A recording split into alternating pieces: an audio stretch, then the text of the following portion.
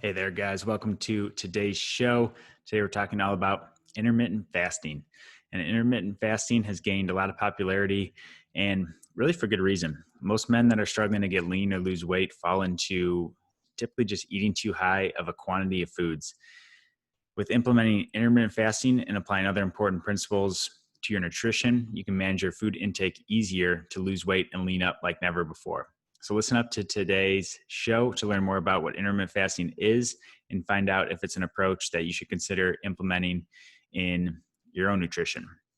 So, intermittent fasting is essentially something we all do to some degree. So, intermittent fasting would be any time between eating. So, unless you're eating frequently for 24 hours a day, which I doubt any of you are, then you're practicing some degree of intermittent fasting. So, typically, you'll see intermittent fasting described as an eating window and a fasting window.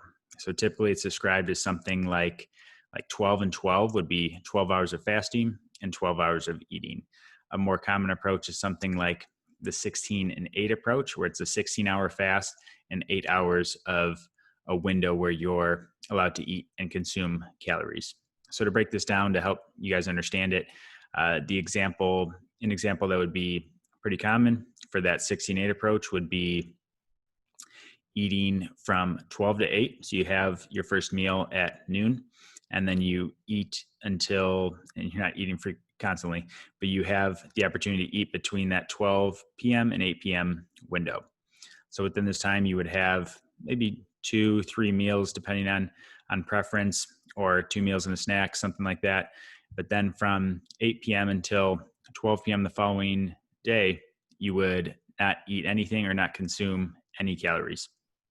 And that's the kind of the standard, one of the standard ways to do it. There's a ton of variability with this, and I'm not going to have time to get into all the different nuances of it, but that's the general principle of it. So then you can take that and apply that either with a shorter fasting window or a longer fasting window, but the principles would be the same for that.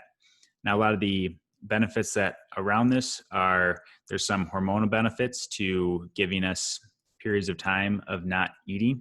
When you think about it, we really eat very frequently in our society, typically speaking. If you're waking up and eating right away, and then you're eating almost up until bedtime, you have dinner, you have a snack, you go to bed, that's a lot of time for our digestion to be working. And that has some hormonal side effects, some things that don't allow us to recover, to build the way that we want. It doesn't help us to lose fat the way we want, because we're always relying on food to be our source of energy versus relying on our own body fat storage to be able to do that.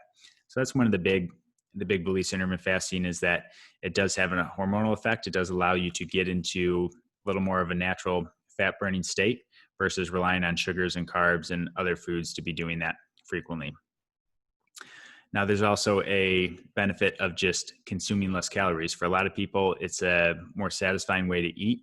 For a lot of people, it's a way to consume less calories without even having to really adjust many other things. Now, I personally use intermittent fasting for probably close to 10 years now. So I will say I'm a bit biased on the topic. I think it's something to at least give a try if you haven't. But there's a lot of benefits in it because of those reasons of you're naturally limiting your window to eat, so you can eat some bigger meals, feel more satisfied. You don't have to eat very small things throughout the day and feel like you're always hungry. But also it's just easier mentally as well, I think, to not have to think about food and not have to prepare an extra meal. That was really the main reason I got into it initially back in grad school.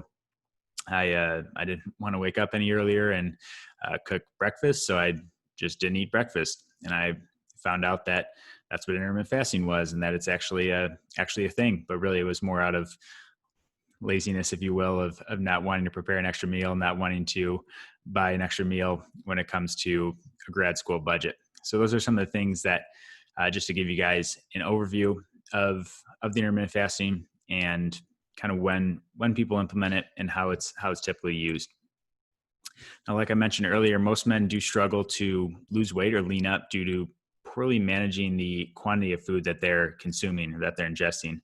And I know it's frustrating to try and find an approach of eating that works for you, especially with all the different information out there as you try to lean up and lose weight. And this is no magic bullet. There's no such thing as a magic bullet when it comes to nutrition and losing fat.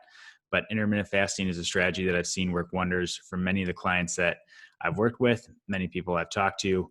A lot of people really, really can buy into this because it's something that works really well on a lot of different levels. And I do believe the best approach is not just intermittent fasting, but intermittent fasting and improving the quality of the food that you're consuming. So making sure that it's not just reducing the eating window, but that you're also focusing on avoiding foods that might trigger common inflammatory reactions, common insensitivities that people have around food. Now, in the clients that I've personally worked with, I see a lot of things. We use this for pain management a lot because, and I'll say pain and inflammation management, because a lot of people just have inflammation going on behind the scenes, and that can cause pain, especially when we see things like tendonitis in the runners or lifters that we work with and that I get to help coach. Is there's shoulders, there's knees, there's things that are more achy than they should be. And this is there's a lot of components that go into that. And I'm not saying this alone will address that, but we do want to be attacking it from all angles. And this is definitely a piece that if you can use nutrition to better manage your pain and inflammation, then that's definitely something we want to dive into and consider doing.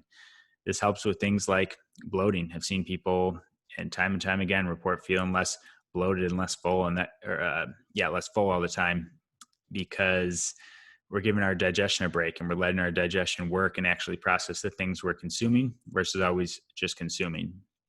I've seen a whole bunch of stories of weight loss, people that have some weight to lose. This is a strategy, like I said earlier, that can really be a way to jumpstart fat loss and jumpstart some weight loss.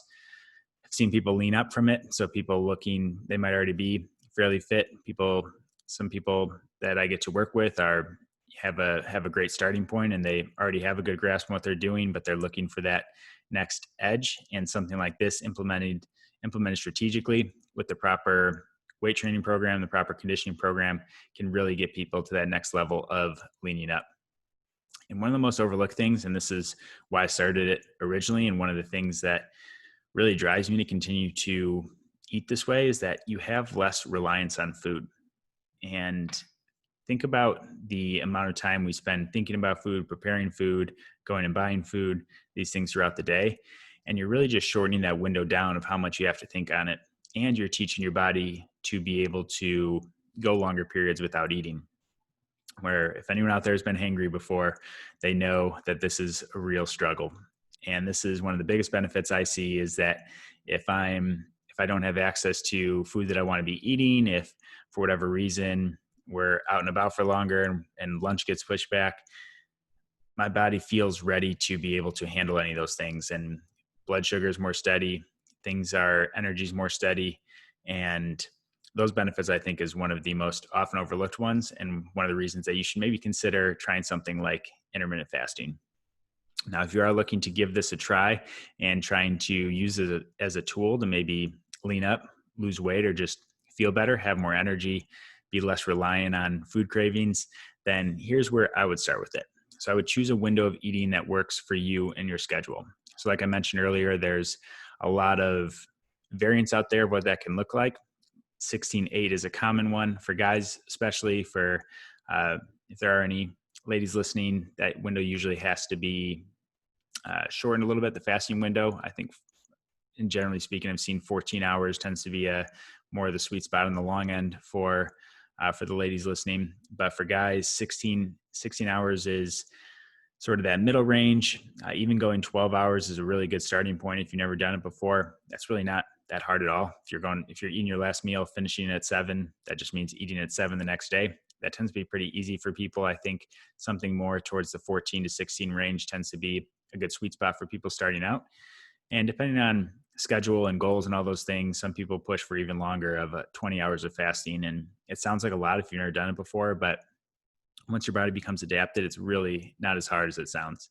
So that would be the first step, is choose a window of eating that works for you, your workout goals, and your schedule.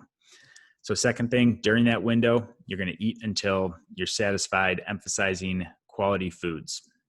And that means that during your eating window, if that's a 8-hour eating window, You're going to eat until satisfied. That doesn't mean eat until stuffed. You don't get out of the fast and just scarf down food as fast as you can.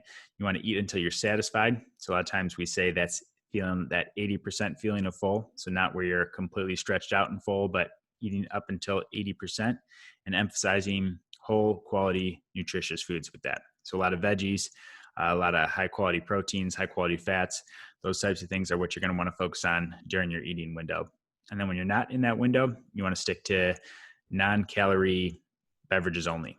And that would be water, tea, and coffee. And not coffee, not a Starbucks Frappuccino, but ideally black coffee. If you do need a little bit of something to cut the edge off, a little bit of creamer, some people say is okay. It's really just based on your goals. Sometimes I wouldn't get caught up in those details right now if you're just starting out. Now, another piece here is to be aware of your calories, and this applies to both having too many calories and having too few of calories actually. So starting with too many, sometimes people see that eating window as an opportunity to really load up and eat as much as they want in preparation for, well, I'm going to be fasting, so I have to be eating more and more calories. And that's the wrong approach for it. You're not going to naturally restrict calories at all if you find yourself eating a lot of food during that window or eating as much or sometimes even more food than what you're eating before. And in that case, it's not going to work well for you and might not be the best approach. Now, something that's real to watch out for, and I know this might not seem like the case if you struggled with things like weight loss, but being aware of eating too few calories. And this is something I've run into, something a lot of the clients I work with have run into, especially when you're training hard. It's very common to eat too few calories because as you shorten the window, it's hard to get the same amount of calories into a shorter window of eating, especially if you're looking to build muscle. Those things can be challenging to do. So make sure that you're not consuming too few calories that are getting in the way of your health goals, your fitness goals. That can be a problem long term as well. Especially important to stay hydrated throughout the day, but especially during your fasting windows. You're going to find out that you might be thirstier. Adding a little salt to your water can go a long way in staying hydrated, getting some electrolytes, as long as don't have any sugar added stuff in there, are all okay as well. Another thing to note is to make sure you stay productive during your non-eating windows. If you're going to try this, you don't want to be just sitting in the kitchen, opening up the fridge time and time again, looking to see what you have or when the next time you can eat. Make sure you're doing some work, go out for a walk, get out, do something that's going to help make that time fly by. And you're going to find out how easy it really is once your body gets adjusted, which brings us to our last point. Give it 2 to 4 weeks to let your body adjust. This isn't something you're going to try and immediately say, wow, I feel great. Although that does happen sometimes, that's not common. So give it at least a month to really give it a shot if you're looking to do it. There's lots of things you can tweak within it because the time that you're fasting is just one component of many. What you're eating within those eating windows, what you're doing from a workout standpoint, all these things play a role. And that's why these things are hopefully introducing the topic to you, giving you some tools to be able to try. But with the coaching clients I work with, there's a lot of fine tuning with this. It's a lot of trying an approach that I've seen to work. I've seen it with a lot of people, but it's fine tuning those little things because no one responds the same to everything. Where for fasting might be great for someone, it might not be the best choice for someone else. And that goes into workouts and nutrition and stress and sleep and what else is going on in life and what goals are and all those things. And those are the things that with the clients I get to work with, we're always fine tuning and always adjusting. And it's not a straightforward approach, but it is something that you do have the tools to just take it and run with it, give it a try and see if it works for you and your situation.